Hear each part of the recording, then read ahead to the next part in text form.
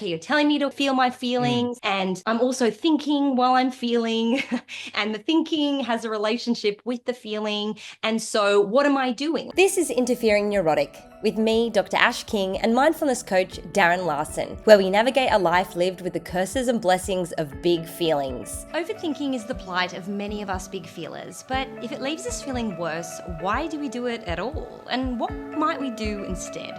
Coming up, Darren and I chat about Grey's Anatomy as a tool of emotional catharsis, whether rumination is the same as a compulsive behaviour, the itchiness of emotionally charged 2 a.m. thoughts, and how we can mindfully intervene when we're lured by the siren song of overthinking. Welcome to Interfering Neurotic. You're here with Dr. Ash King and Darren Larson. Here we are, fresh new year. I mean, it's a little bit into the new year now as well. But it's been a little while since we did an episode, so nice to see you and hear you. Yeah, it's great to see you. I've been excited. I know I've missed talking and I have a backlog of things I want to talk about. I'm just so curious about what you're doing in your life. It's so funny because we compare notes as we schedule how you are dropping off your kid in the winter in Australia in the morning, and we just picked up our grandson in the afternoon in the summer here in the Other US. way So around. it's just like, Your it's your just winter, my summer. exactly, exactly. See, I don't even have it straight. But it's just like such a mind-blowing thing that we can have a connection in spite of all that. And I do really feel like, I'm getting feedback from people that what we're talking about is really relevant to people with strong emotions. And so yeah, I'm anxious to pick back up with our themes. Do you have anything on your mind today? Do you want us to start our chat? Yeah, well, with our messages back and forth, that this is like I'm feeling. I don't. I've just. It's funny that we're doing this episode today because my feelings have been quite heightened lately. Yesterday, I just like was struck by this intense sense of melancholy, and then proceeded to watch like 4 episodes of Grey's Anatomy last night and just cried the whole time. And then this morning has just been a little bit of a frantic mess of sort of doctor's appointments on the call, and organizing my son from daycare and taking him to daycare and having a lunch party today. And so just sort of being mindful of what is going on Hmm, whilst I'm trying to operate in the world. Yeah, is kind of where I'm sitting gotcha. today. Would you say well, so I'm already curious about, do you feel, are you satisfied with the TV you watched to match the feeling? Was it cathartic? Do you like regret it?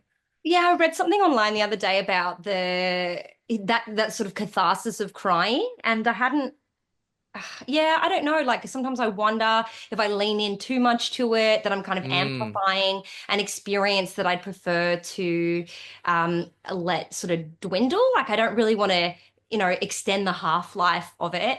Um, uh-huh. but at the same time, yeah, I do feel like I maybe did need a bit of a release, and I actually did feel better as a result. Okay, good. I mean, I always feel like it's a good measure of, is there a lingering regret of how I spent my time, right? Because I think some of it is just experimental, and we've got to leave room for that. And sometimes, I don't know, sometimes I can feel myself wanting catharsis and I'm just not there. And I think there's a difference between wallowing, which I think is what you're kind of implying. And sometimes when I tell people to, suggest that people feel their feelings, they hear that I'm saying that they should wallow in it because especially with unpleasant feelings, it sounds indulgent, I guess. We don't Yes. have it as part of our language. What's the difference between wallowing and letting a feeling pass through, like the weather, I guess would be the contrast, So I think the arts can help move that along. I think Yeah. the Yes. catharsis.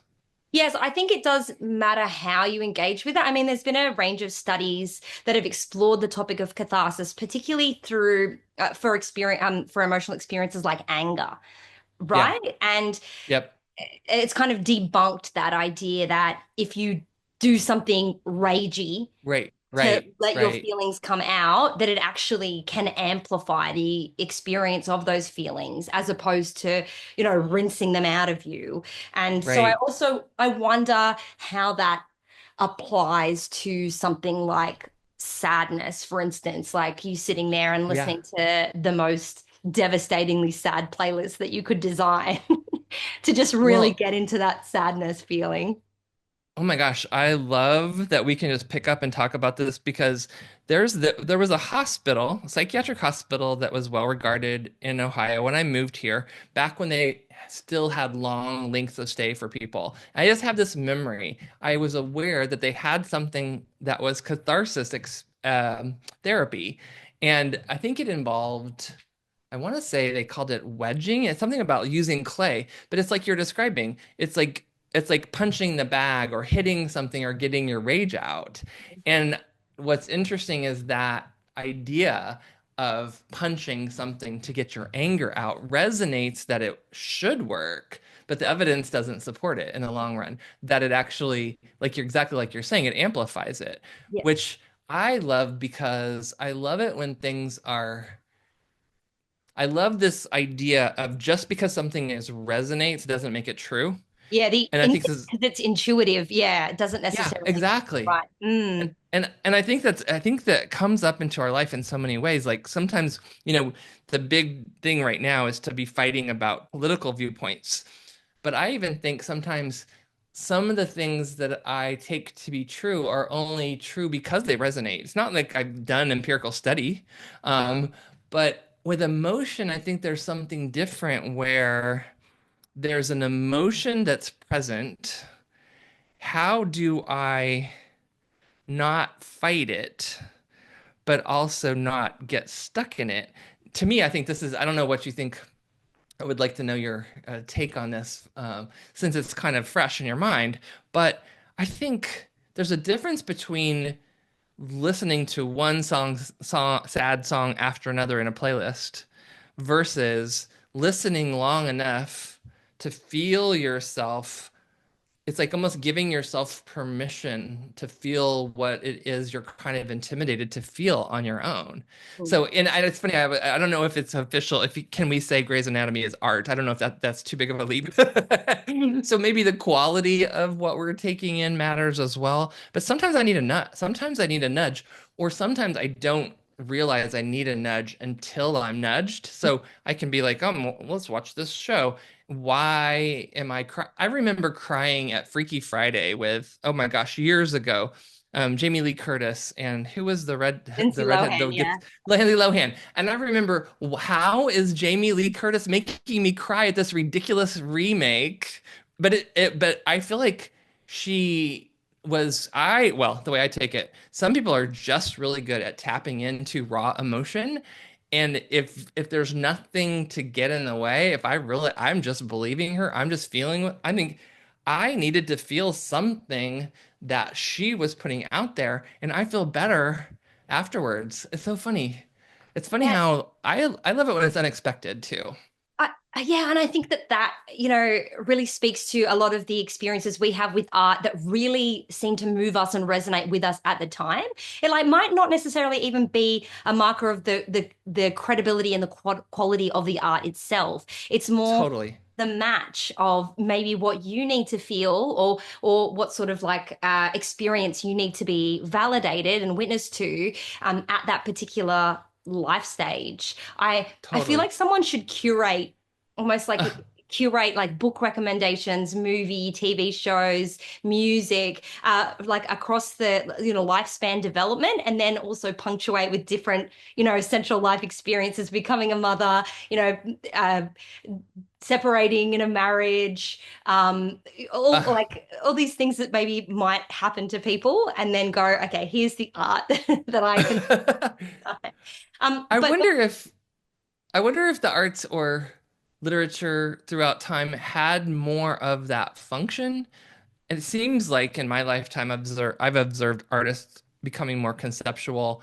Music feels like it got more commercial, but the visual arts have become more political. And it seems like I can go to places, especially contemporary art museums, and I feel like I am earning continuing education credits for social well-being and psychology and politics.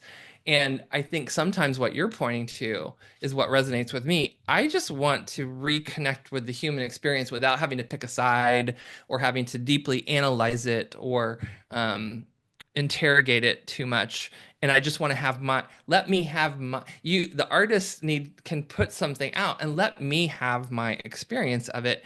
Um, yeah, I wonder how mm, heavily curated it would actually need to be helpful because there are just these raw emotions, big raw emotions that I think if we had enough stimulation or evoking of those feelings, it's just good. It's just good for us to be able to practice feeling what we're going to feel in life without making a big deal or without making an identity out of it, I think. Yes, and I think that this actually leads us quite well into the topic we're going to be exploring today, which is this idea of overthinking and how it feels to overthink, what we do when we overthink, what we're avoiding when we're overthinking. Because we've just spoken about catharsis, right? And I think one of the findings, I'll need to refresh my memory on this, but it's not so much the idea that we're doing things like we're being physical when we're feeling angry. It's linked to what is actually happening cognitively as well. So it's not just an expression of emotion, it's what we're also chewing over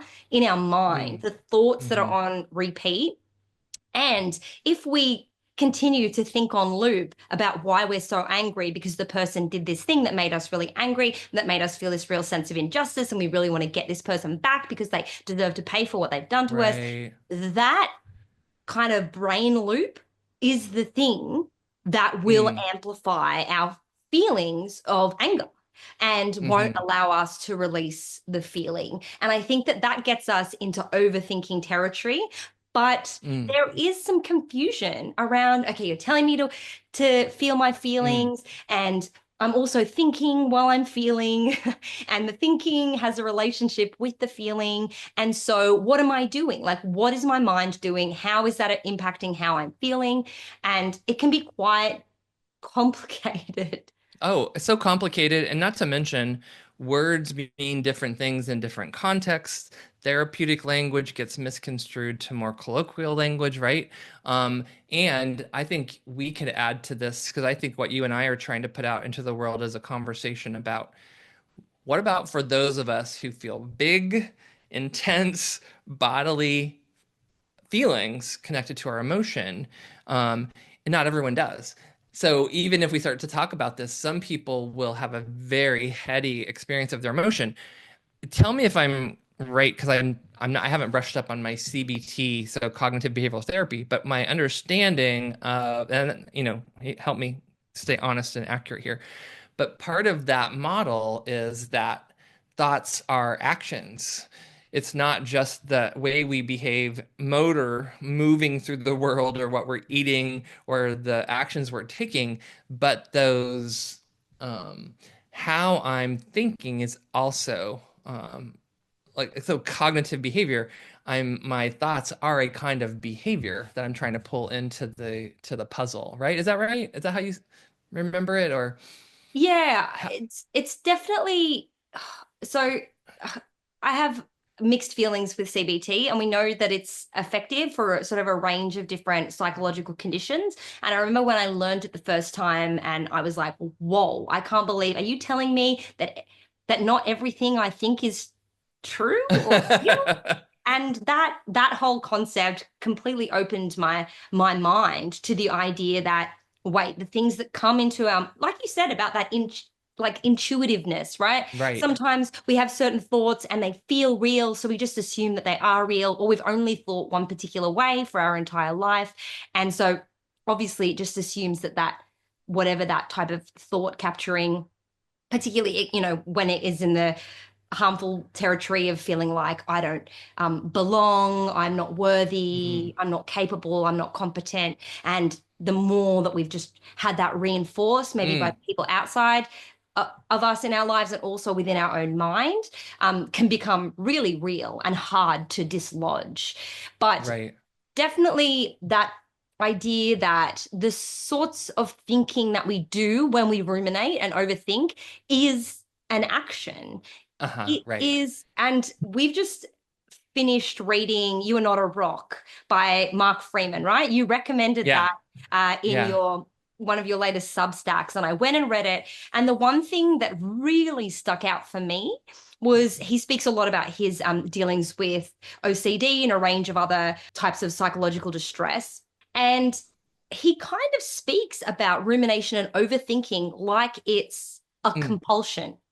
hmm And for hmm those of you playing at home, OCD, I guess traditionally is separated into two categories, one of which is the obsession, which is the more cognitive part, where we're sort of thinking over things, worried about things, and then we enact a type of behavior to make ourselves, to soothe ourselves from the distress that those mm, obsessions cause within us. So for me, I guess, I mean, I haven't really worked in this area as a clinician, but I always like, okay, so the obsession is the thinking bit. And then the compulsion is the behavior bit. It's like washing your hands yeah. to get rid of the obsession that you've picked up germs on them and you're going to get really sick. Or the compulsion is checking the stove to make sure that you turned it off because your obsession is I'm going to burn the house down and everyone in my building is going to die.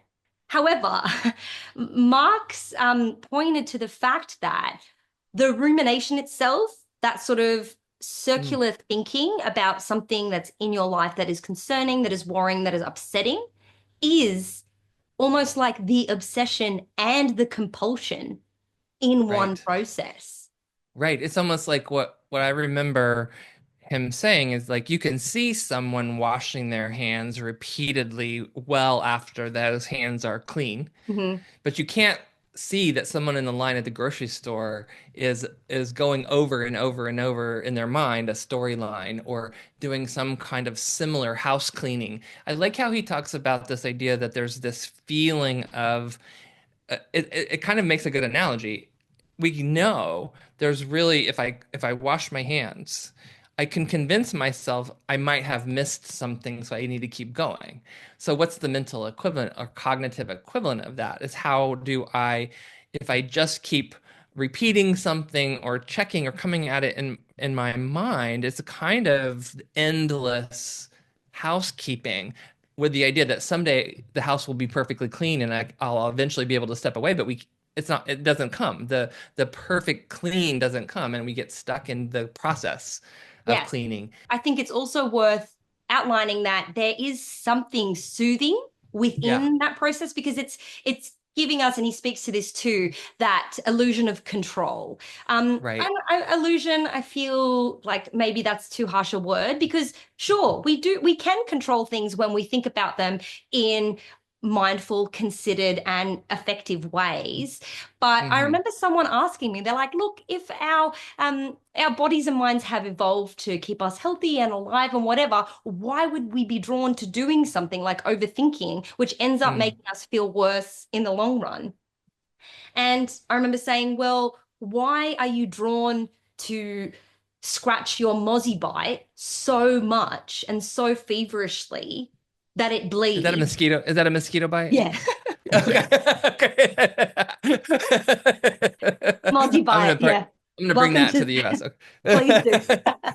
But Okay. like just so much and going so hard Right, that you've made a wound where a small, bite was because right. the act of itching feels like Oh, one, you're doing something perfect. about it, and it also feels satisfying whilst you're itching it. It feels better. It's just Yeah, no only kidding. when you stopped that you're like, wow, I've made this worse. I feel a lot worse about this. So I hope this is okay. I feel like this, I want to just dive into this as such a good example of mindfulness, and then can we try to unpack it as more of a sophisticated emotional awareness tool? Because my guidance to people, there's a lot, there's only a few things that people ask about mindfulness that they're confused about, and everyone thinks they're the only one who's confused. But one of them would be something like you're practicing noticing something like sounds or body sensations for 5 minutes, right? And you notice an itch. Should I scratch it? People, should I scratch the itch? The answer is there's something to be learned by not scratching. There's something to be learned from scratching. And exactly as you say, I can relieve the itch sometimes by scratching. And it can feel delicious, especially if I slow that down and really scratch and notice the impact of the intervention I'm making.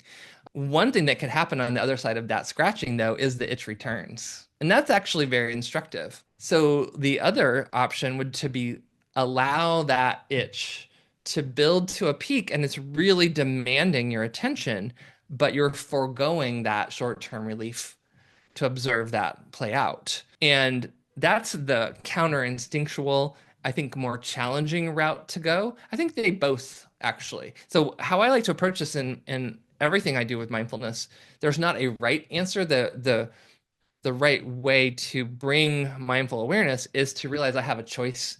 Today I'm going, it's like A/B experimentation. Today I'm experimenting A, maybe tomorrow I'll choose a different intervention. Or even with one meditation period, I might have the option to experiment with both interventions.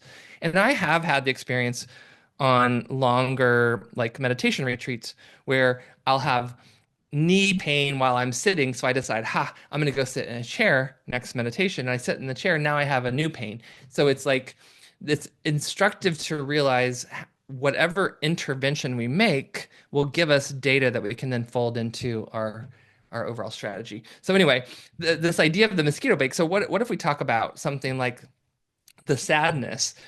I'm feeling sad and I could scratch that itch by giving myself more sad content, or I could, try to just let the sadness unfold on its own without any kind of intervention, which is not popular, I would say.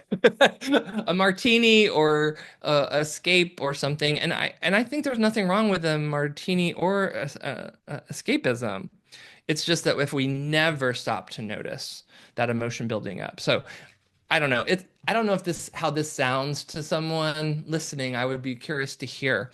But there is something useful about realizing that an emotion, especially an unpleasant emotion, it seems to be asking for us to take a kind of action, whether that is a cognitive action or a behavioral action, right?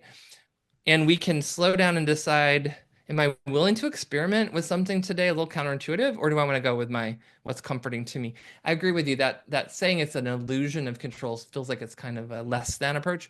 Um, but it sometimes I'll out myself on this. Sometimes it just feels good to indulge in worry.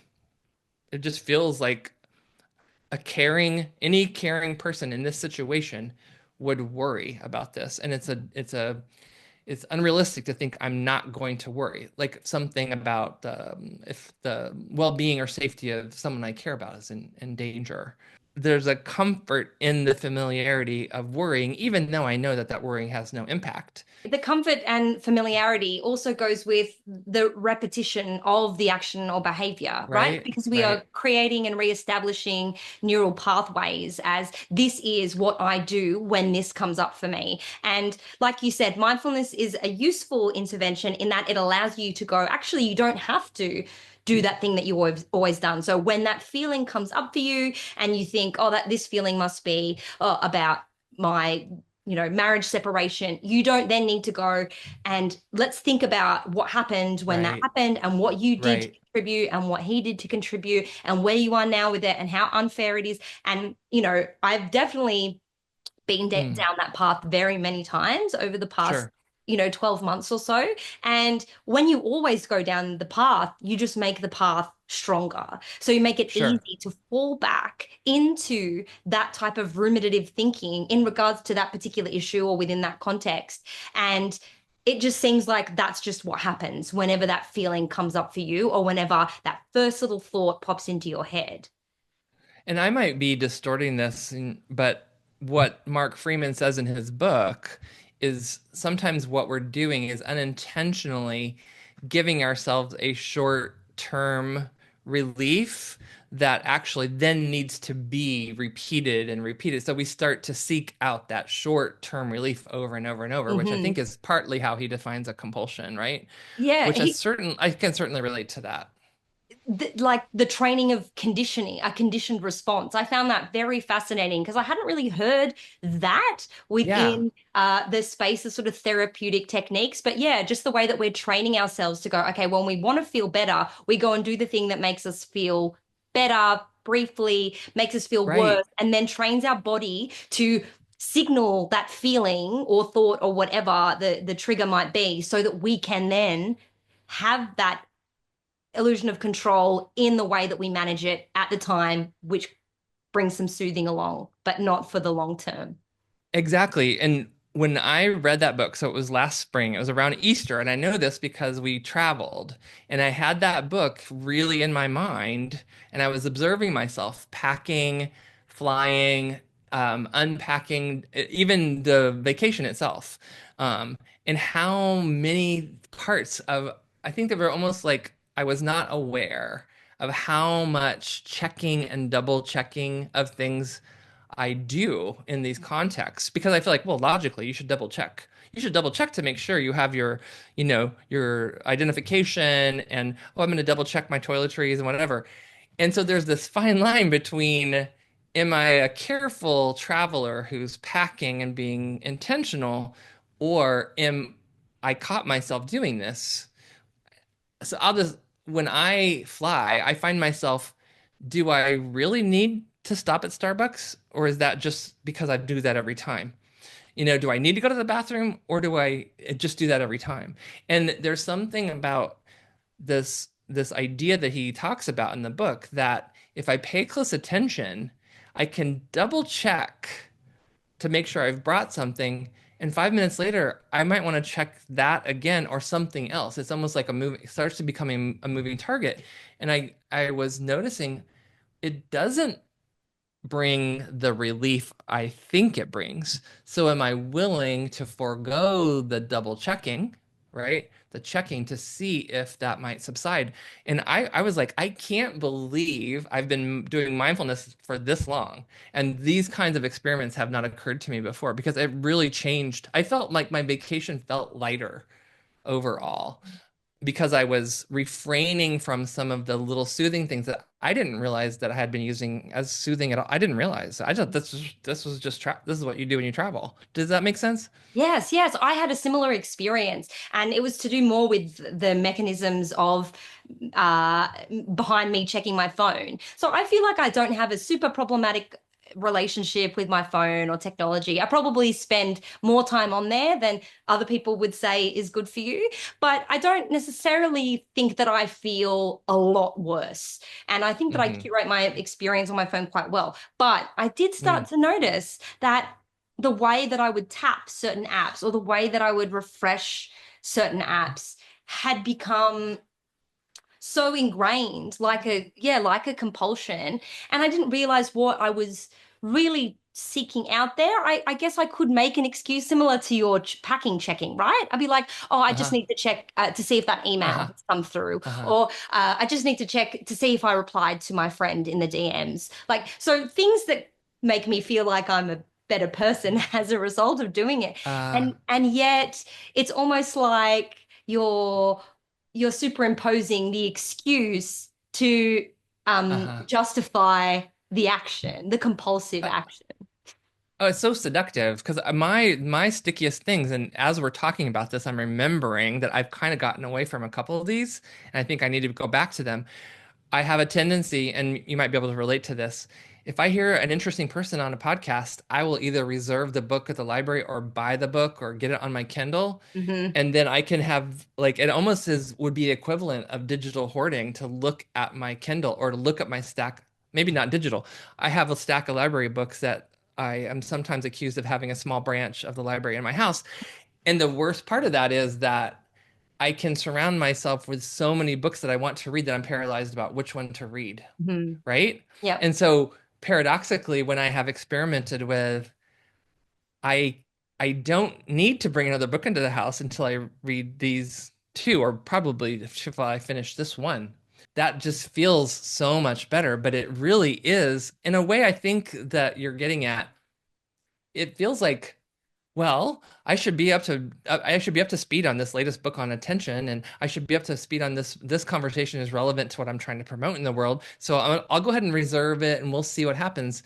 But those things, it is kind of a hoarding impulse to gather content as if it's realistic that I will ever be able to digest all of that content. Yeah. I don't know, do you how I have a couple tools for in order to save time, I will put a article. I don't keep a tab open, but I will flag it like using the Pocket app. I have thou I could if I stopped collecting books or articles and stopped right now, I do not have time in this lifetime left to read all the flagged books and articles. Mhm. And yet, I do want to know what's in. I do want to go a little deeper into what resonated when I heard someone talking about it. I'm starting to get to the point, though, that sometimes the podcast conversation is more satisfying and enriching and stimulates more ideas. Having listened can be more beneficial than obliging myself to then read every word of the book that the person has written to get on the podcast. So I don't know. That's something that's actively struggling for me. I think it's the way we live now. There's so much compelling content, but at what point am I actually making myself miserable with something I'll never be able to catch up on? So, And the the sort of labeling of that behavior as a type of compulsion is fascinating because I suppose on the therapeutic end and definitely the different types of interventions that Mark talks about in his book, which are related to acceptance and commitment therapy and have a lot to do with value-based living. If you're right. wily enough and clever enough, you really can justify a lot of Oh, potentially compulsive behaviors with the idea that you're doing them in service of deeper values, such as right. educating yourself. And, or for me, to do with connection with friends is very easy to be the value that upholds some of the behaviors that make me check my, DMs or my messages first thing in the morning and needing to have my phone close to me. So in case anyone texts me or calls me and thinking that I need to be accessible because I care about connection. Darren, I Yeah. care. Oh, yeah, exactly. These are very seductive ideas. How does it feel to overthink? I think we're kind of in the same, we're still Yep. in the zone of Yep. this. And I think what I'm implying that it's really easy for me to overthink. And one way to disrupt that compulsion or that impulse is, for me, I have found, is to stop and see if I can feel in my body what is driving that thought or that behavior. I think this is because I think overthinking starts to feel, for me, like you're saying, even though I can make a sound argument as to why Mhm. I'm going to collect all these articles and books, if the end result I have a pattern of feeling like I'm not keeping up or I'm feeling worse than I felt. There's something about noticing how it feels in my body to want to know more about this topic without adding this extra burden of giving myself homework that I'm never going to be able to finish. I don't Mhm. know if that's useful enough to. Yeah, well, that's similar to what you said about having that choice and choosing to scratch the itch or not. Like in this Right, instance, your itch that you're scratching is bookmarking that right. article or ordering that book from the library. Another thing that I wanted to speak to, and I haven't gone into the research for this, but my son still comes into my bed at night when he wakes up because he's 4. And one thing I've noticed about him is in the middle of the night, if he has like a rash or an itchy bite in the night, he will scratch it.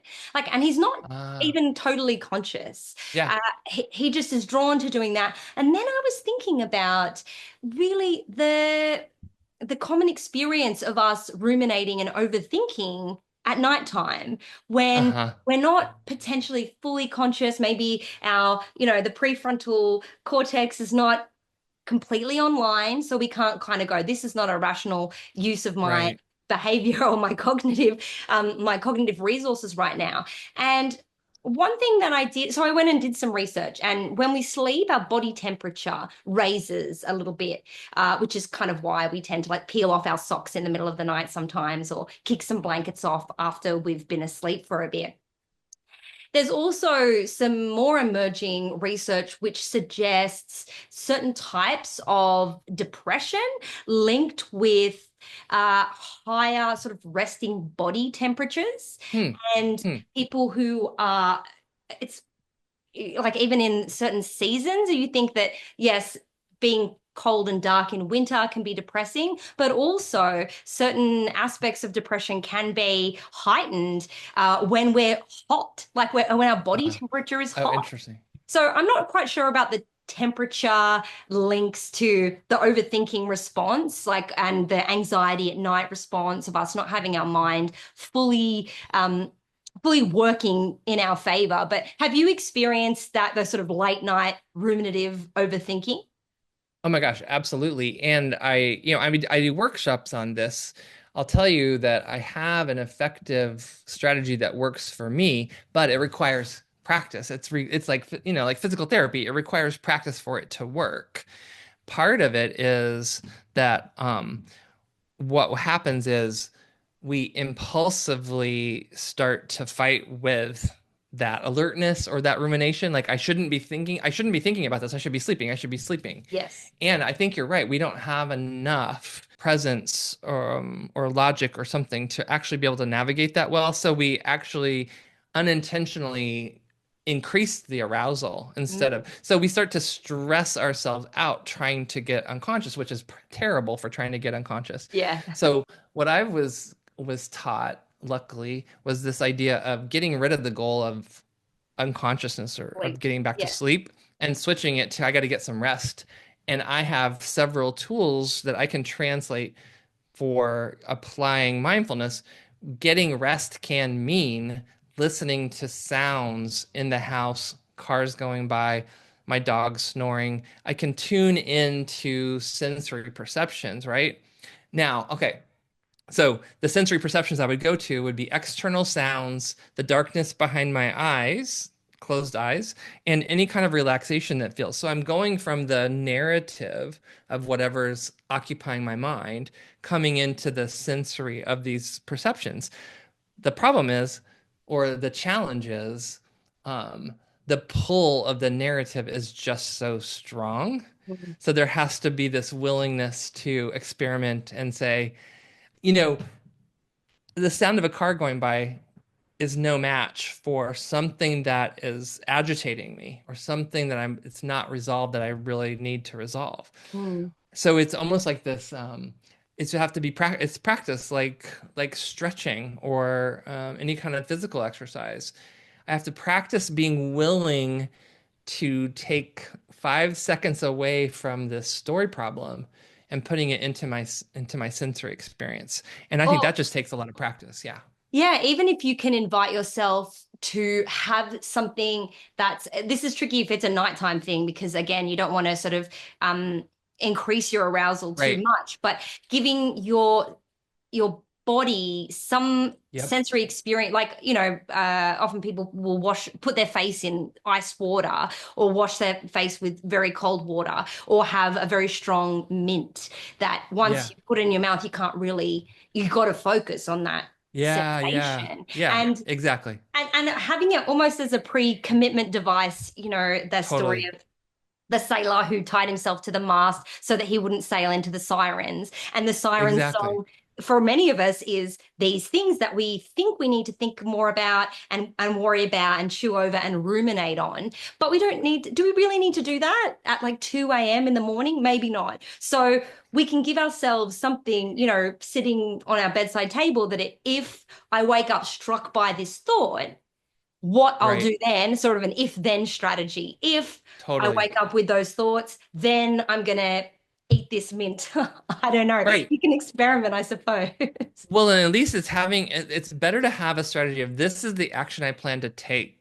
as opposed to how do I get rid of this thought or feeling. And Yes. you're also reminding me, and I know we're kind of winding down here, and we'll have to pick this back up next time we talk because feels like a big topic. I was just listening to something recently, and they were talking about how mindfulness is one tool, but we can combine it with other things like reframing and actually exposing ourselves to the challenge over and over. It's not just mindful awareness. And as you were describing that, one of the tools that helps me to be willing to hear the sound of a car go by or feel the flannel sheets on my legs when I've got something I'm worried about is I have to say, switching to sensations does not mean I don't care. So Yeah. if I'm worried about my daughter's job or health or my grandchild doing this, whatever, let's say, right? Or we just got terrible, you got terrible news about a plane crash or whatever. And it's just gets in your psyche. And it's not, it doesn't mean I don't care if I decide to get rest. It's important to me as a person with big feelings. Pushing thoughts and feelings away is not helpful, but finding ways to care that don't signal to myself or are interpreted by myself as meaning some kind of apathy or indifference. Mm. But it's like if I'm going to care effectively in this world, sometimes I need to be able to switch over and get some rest and recharge. So it means foregoing the narrative and diving into the sensory. I have to remind myself this does not mean I don't care. It actually Yes. means I'm trying to care in a more effective way, something like this. Yeah, I think that that's something that we can maybe take away with us here is understanding when something has a moral flavor to it, particularly in terms of overthinking, because often we'll say it has a productive value and potentially has a moral value. So we'll go, I'm going to overthink because I need to solve this problem. And by overthinking, I'm going to solve it. That doesn't usually happen, and it's probably not going to happen for you at 2:30 in the morning. The other one, this is a moral problem, and I'm thinking about it because I'm a good person who cares about this, and I should care about this because if I didn't care about this, that would make me less good of a person. Right, And I think those two right, things can definitely get in our way, not to mention the soothing component of the right, exactly. overthinking that's giving us that element of control. What about the habitual behavioral response of that? Again, that's something that we've just done Right. over and over, so it's easy for us to do again. There's lots of things that are acting not necessarily in our favor to combat overthinking. And so maybe we can make this a two-parter. I feel like we only just Yeah. started to get into I it. feel like And we're I just think, getting started. We're just getting started. But I do want to say that sometimes the mindful piece is sometimes everything you just said can be happening on autopilot. yeah. And it can be so persistent. And it's not like I'm actually thinking that I'm being a caring person. It's in fact that I haven't even stopped to consider, wait a second. Am I doing this because of, is it morally driven, actually? Mhm. Does this seem like the right thing to do? And sometimes when I ask myself that, I'll think it actually feels irresponsible not to ruminate Mhm. sometime, right? It's like, Yes. wait a minute. And just catching myself interpreting it that way can Mm. open a little door where I say, wait a minute, is that the only way to express care at 2 o'clock in the morning? Rumination? Really? I know, and we don't feel the same amount of No. conflict when it comes to like biting our nails, right? We're not going to be like, Right. I need to bite these nails because if I don't, then I'm, there's not that Whatever. element of I need to be a good person here, and so I'm going to Right. overthink about this. I think what I want to throw this out to the listeners, particularly Yeah. those of you listening who experience overthinking in a way that seems to impact your well-being, and have a little think if any of these things come up for you. Do you feel like there's a when you're mindfully engaging in how your what your thoughts are doing and what your feelings are doing Mm. when you lean into that overthinking process, that ruminative process, what's there? Like go for a little bit of an exploration here and get in Yeah. touch with us. Let us know what you discover are features of your overthinking. How does it feel? Does it have a moral flavor? Does it have a productive flavor? And maybe next week or next time we do an episode, we can talk a little bit more about some strategies that we might use again to help Yeah. manage our overthinking in the moment and then over time. Perfectly said. And I was just doing a webinar today and people were giving specific examples. So if you have examples of things that work for you, send Yeah. them to us. I've already loved getting the stuff that people have said, how our conversations are kind of shifting their perspective and giving them new ways to think about their feelings. I've had some really great, thanks to everybody who's reached out with those examples too, and keep those coming. We'll figure out a way to incorporate those into our conversations too, I hope. So Yes. So thank you so much. Every piece of feedback we've absolutely adored receiving. Me and Darren are really just here because we like having a yap about these things. But if we 100%. if we find out that other people are listening and you can actually get something out of it and you want to share and contribute to the conversations too, we love that so much. So you can find us on Instagram. You can find our emails online. You can sign up to Darren's Substack newsletter, and I've got a newsletter that comes out once a month. So we're also having a yap across various different content modalities. So get involved, and let's say bye now, and we'll hopefully be back again to chat more about Soon. overthinking and feeling. Perfect. Looking forward to it.